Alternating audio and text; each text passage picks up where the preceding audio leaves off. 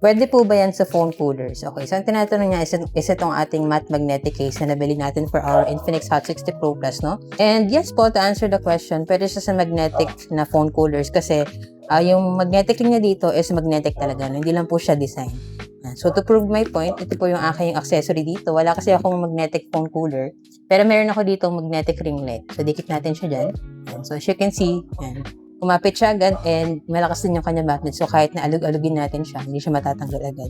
So pwede pa siya with other magnetic accessories, no? Basta magnetic, kakapit talaga siya dito. Meron na rin siyang camera bump para extra protection sa ating mga camera. Tapos yan pa, accurate yung mga cuts niya, kita lahat ng buttons, yung mga ports, yan, kita lahat. Tapos kahit na nakalagay na siya sa phone natin, slim design pa rin siya. Kaya kita pa rin yung slimness ng ating mga phone pag ito gagamitin natin. Tapos yun din, meron pa siyang hole for lanyard dito sa gilid mo. Tapos maganda dito, meron na rin siyang kasama na free lanyard. Yan, wala lang siya dito ngayon, pero maganda yung quality ng free lanyard na kasama niya. Pwede nyo siya ilagay dyan para ma-secure yung paghawak mo pag nasa labas ka. Yan, taas yung sa harapan niya, no? Elevated ng konti sa screen, so mas protected din yung screen natin if ever na mabagsak siya na pag ganyan. Pero recommend ko, syempre, maglagay pa rin kayo ng screen protector. Ito sa akin, ginagamit ko is hydrogel screen protector kasi mas bet ko talaga yung hydrogel pag mga curved screen na kagaya nito para hindi siya umaangat sa gilid.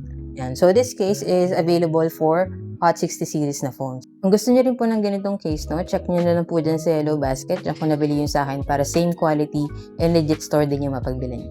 And so, yun lang. Sana nakatulong tong video. If you have any other questions about this case or this phone, just let me know in the comments and follow for more tech content.